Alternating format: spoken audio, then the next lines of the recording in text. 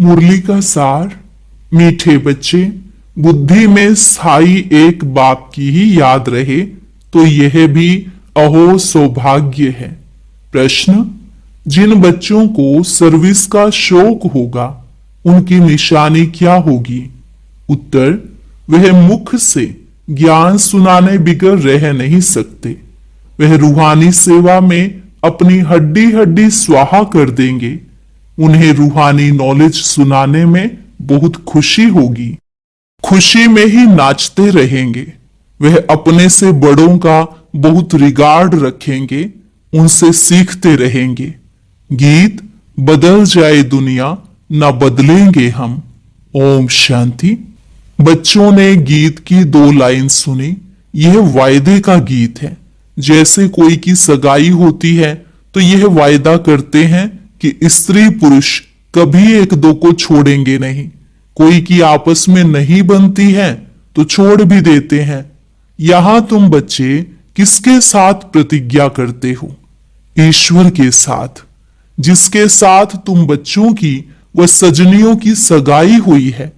परंतु ऐसा जो विश्व का मालिक बनाते हैं उनको भी छोड़ देते हैं। यहां तुम बच्चे बैठे हो, तुम जानते हो अभी बेहद का बाप दादा आया कि आया।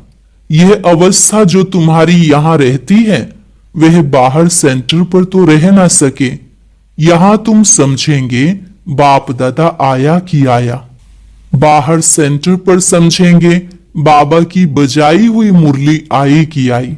यहां और वहां में बहुत फर्क रहता है, क्योंकि यहां बेहद के बाप दादा के सम्मुख तुम बैठे हो, वहां तो सम्मुख नहीं हो। चाहते हैं सम्मुख जाकर मुरली सुने। यहां बच्चों की बुद्धि में आया बाबा आया कि आया। जैसे और सत्संग होते हैं वहां वो समझेंगे फलाना स्वामी आएगा, परंतु यह ख्यालात भी सबकी एक रस नहीं होगी। कईयों का बुद्धि योग तो और तरफ भटकता रहता है। कोई को पति याद आएगा, कोई को संबंधी याद आएंगे। बुद्धि योग एक गुरु के साथ भी टिकता नहीं है। कोई विरला होगा जो स्वामी की याद में बैठा होगा। यहां भी ऐसे हैं। ऐसे नहीं सब शिव बाबा की याद में रहते हैं। बुद्धि कहां न कहां दौड़ती रहती है। मित्र संबंधी आदि याद आएंगे। सारा समय एक ही शिव बाबा की याद में रहे फिर तो अहो सौभाग्य। स्थायी याद में कोई विरला रहते हैं। यहां बाप के सम्मुख रहने से तो बहुत खुशी होनी चाहिए। अतीन्द्रिय सुख गोपी वल्लभ के गोप गोपियों से पूछो, यह यहां का गाया हुआ है। यहां तुम बाप की याद में बैठे हो। जानते हो अभी हम ईश्वर की गोद में हैं, फिर दैवी गोद में होंगे। भल कोई की बुद्धि में सर्विस के ख्यालात भी चलते हैं। इस चित्र में यह करेक्शन करें, यह लिखें, परंतु अच्छे बच्चे जो होंगे वह समझेंगे अभी तो बाप से सुनना है और कोई संकल्प आने नहीं देंगे। बाप ज्ञान रत्नों से झोली भरने आए हैं तो बाप से ही बुद्धि का योग लगाना है। नंबरवार धारणा करने वाले तो होते ही हैं। कोई अच्छी रीति सुनकर धारण करते हैं, कोई कम करते हैं। बुद्धि योग और तरफ दौड़ता रहेगा तो धारणा नहीं होगी, कच्चे पड़ जाएंगे।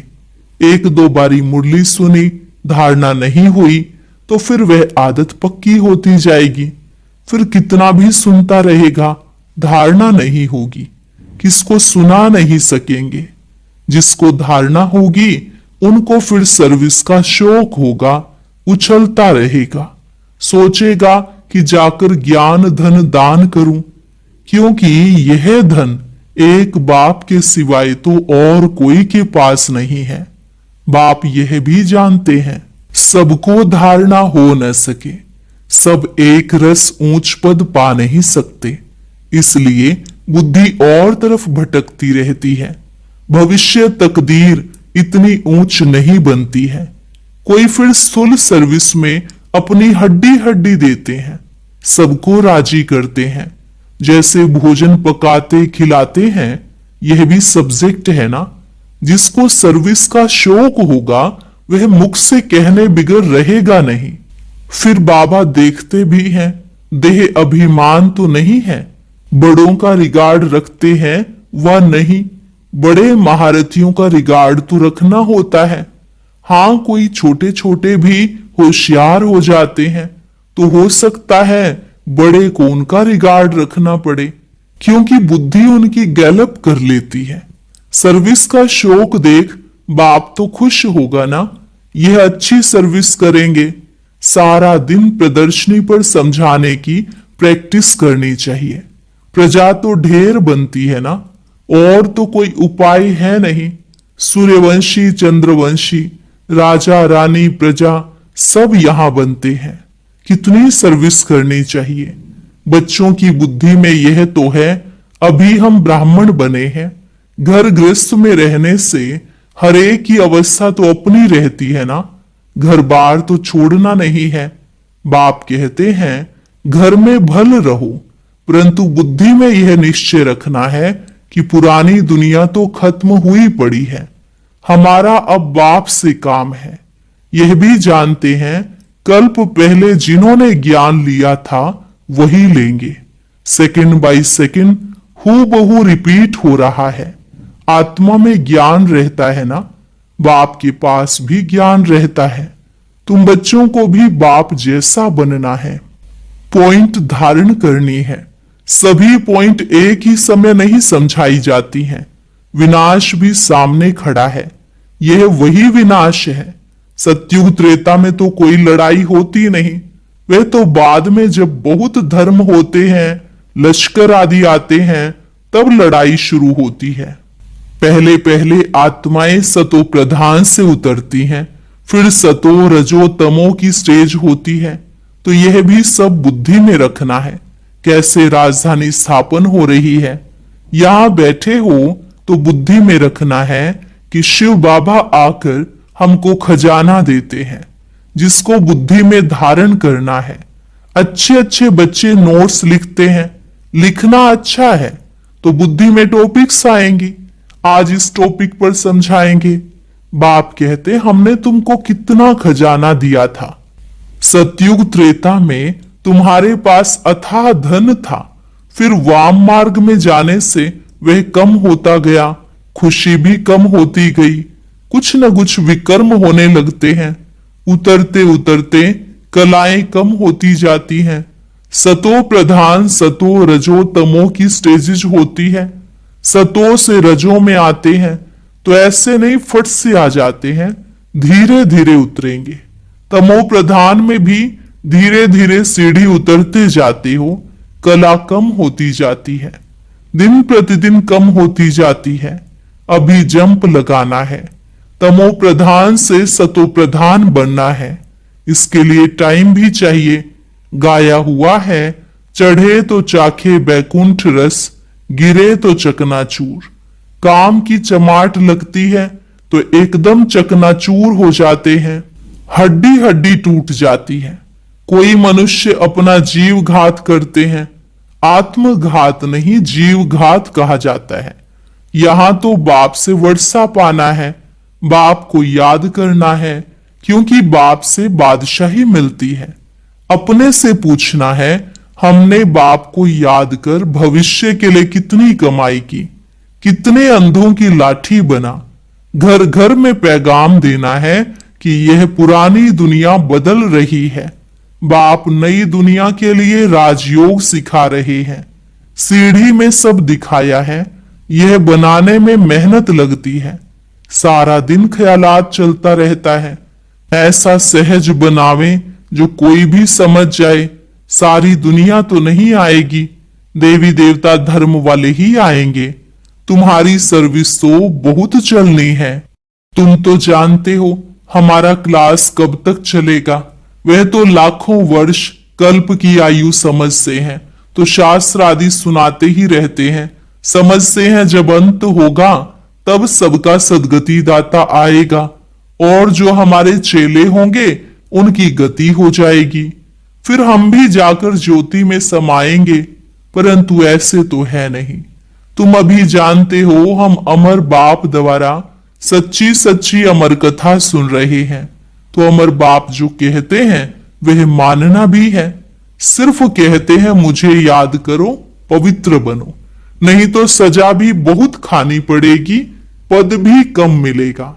सर्विस में मेहनत करनी है। जैसे दधीची ऋषि का मिसाल है, हड्डियां भी सर्विस में दे दी।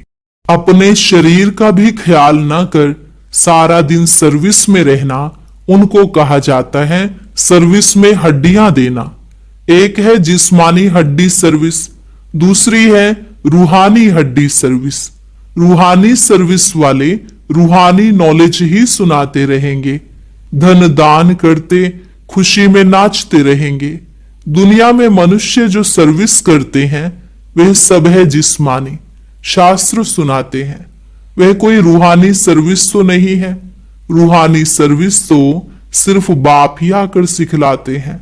स्पिरिचुअल बाप ही आकर स्पिरिचुअल बच्चों को, आत्माओं को पढ़ाते हैं। तुम बच्चे अब तैयारी कर रहे हो सतयुगी नई दुनिया में जाने के लिए। वहां तुमसे कोई विकर्म नहीं होगा, वह है ही राम राज्य। वहां होते ही हैं थोड़े, अभी तो रावण राज्य में सब दुखी है ना। यह सारी नॉलेज भी तुम्हारी बुद्धि में है, नंबरवार पुरुषार्थ अनुसार। इस सीढ़ी के चित्र में ही सारी नॉलेज आ जाती है।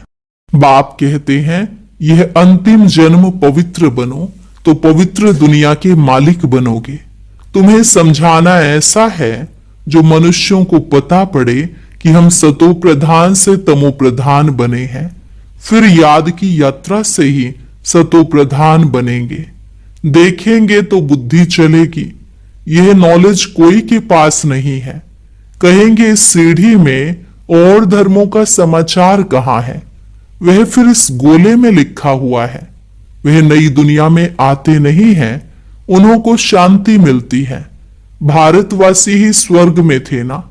बाप भी भारत में आकर राजयोग सिखाते हैं, इसलिए भारत का प्राचीन योग सब चाहते हैं। इन चित्रों से वह खुद भी समझ जाएंगे। बरोबर नई दुनिया में सिर्फ भारत ही था। अपने धर्म को भी समझ जाएंगे। भल क्राइस्ट आया धर्म स्थापन करने। इस समय वह भी तमो प्रधान है। यह रचता और रचना की कितनी बड़ी नॉलेज है। तुम कह सकते हो कि हमको किसी के पैसे की दरकार नहीं है, पैसा हम क्या करेंगे? तुम भी सुनो, दूसरों को भी सुनाओ। यह चित्र आदि छपाओ, इन चित्रों से काम लेना है। हॉल बनाओ जहां यह नॉलेज सुनाई जाए। बाकी हम पैसा लेकर क्या करेंगे? तुम्हारे ही घर का कल्याण होता है, तुम सिर्फ प्रबंध करो। बहुत आकर कहेंगे रचता और रचना की नॉलेज तो बड़ी अच्छी है, यह तो मनुष्यों को ही समझनी है। विलायत वाले यह नॉलेज सुनकर बहुत पसंद करेंगे, बहुत खुश होंगे, समझेंगे हम भी बाप के साथ योग लगाएं तो विकर्म विनाश होंगे। सबको बाप का परिचय देना है। समझ जाएंगे यह नॉलेज तो गॉड के सिवाय कोई दे न सके। कहते हैं खुदा ने बहिष्ठ स्थापन किया, परंतु वह कैसे आते हैं यह किसको पता नहीं। तुम्हारी बातें सुनकर खुश होंगे, फिर पुरुषार्थ कर योग सीखेंगे। तमो प्रधान से सतो प्रधान बनने के लिए पुरुषार्थ करेंगे। सर्विस के लिए तो बहुत ख्याल करने चाहिए। भारत में हुनर दिखाएं, तब फिर बाहर में बाबा भेजेंगे भी। यह मिशन जाएगी।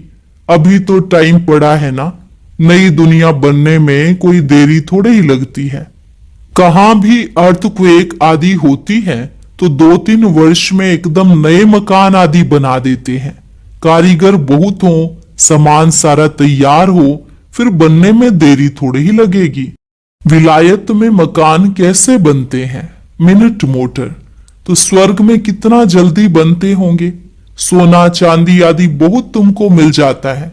खानियों में तुम सोना चांदी हीरे ले आते हो। हुनर तो सब सीख रहे हैं। साइंस का कितना घमंड चल रहा है। यह साइंस फिर वहां काम में आएगी। यहां सीखने वाले फिर दूसरा जन्म वहां ले यह काम में लाएंगे। उस समय तो सारी दुनिया नई हो जाती है, रावण राज्य खत्म हो जाता है, 5 तत्व भी कायदे मुजीब सर्विस में रहते हैं, स्वर्ग बन जाता है, वहां कोई ऐसा उपद्रव नहीं होता, रावण राज्य ही नहीं, सब सतो प्रधान है। सबसे अच्छी बात है कि तुम बच्चों का बाप से बहुत लव होना चाहिए। बाप खजाना देते हैं, उसको धारण कर फिर दूसरों को दान देना है। जितना दान देंगे उतना इकट्ठा होता जाएगा। सर्विस ही नहीं करेंगे तो धारणा कैसे होगी? सर्विस में बुद्धि चलनी चाहिए। सर्विस तो बहुत ढेर हो सकती है। दिन प्रतिदिन उन्नति को पाना है, अपनी भी उन्नति करनी है। अच्छा, मीठे मीठे सिकिलधे बच्चों प्रति माता पिता बाप दादा का याद प्यार और गुड मॉर्निंग। रूहानी बाप की रूहानी बच्चों को नमस्ते। रूहानी बच्चों की रूहानी बाप दादा को नमस्ते नमस्ते, गुड मॉर्निंग। शुक्रिया बाबा, शुक्रिया। धारणा के लिए मुख्य सार। पहली पॉइंट, सदा रूहानी सर्विस में तत्पर रहना है। ज्ञान धन दान करके खुशी में नाचना है। खुद धारण कर औरों को धारणा करानी है। दूसरी पॉइंट, बाप जो ज्ञान का खजाना देते हैं उससे अपनी झोली भरनी है। नोट्स लेने हैं, फिर टॉपिक पर समझाना है। ज्ञान धन का दान करने के लिए उछलते रहना है। वरदान, सत्यता की महानता द्वारा सदा खुशी के झूले में झूलने वाले अथॉरिटी स्वरूप भव। सत्यता की महानता द्वारा सदा खुशी के झूले में झूलने वाले अथॉरिटी स्वरूप भव। सत्यता की अथॉरिटी स्वरूप बच्चों का गायन है, सच तो बिठो नच। सत्य की नाव हिलेगी लेकिन डूब नहीं सकती। आपको भी कोई कितना भी हिलाने की कोशिश करे, लेकिन आप सत्यता की महानता से और ही खुशी के झूले में झूलते हो। वह आपको नहीं हिलाते लेकिन झूले को हिलाते हैं। यह हिलाना नहीं लेकिन झुलाना है। इसलिए आप उन्हें धन्यवाद दो कि आप झुलाओ और हम बाप के साथ झूलें। स्लोगन, सर्व शक्तियों की लाइट सदा साथ रहे तो माया समीप नहीं आ सकती। सर्व शक्तियों की लाइट सदा साथ रहे तो माया समीप नहीं आ सकती। अव्यक्त इशारे, एकता और विश्वास की विशेषता द्वारा सफलता संपन्न बनो।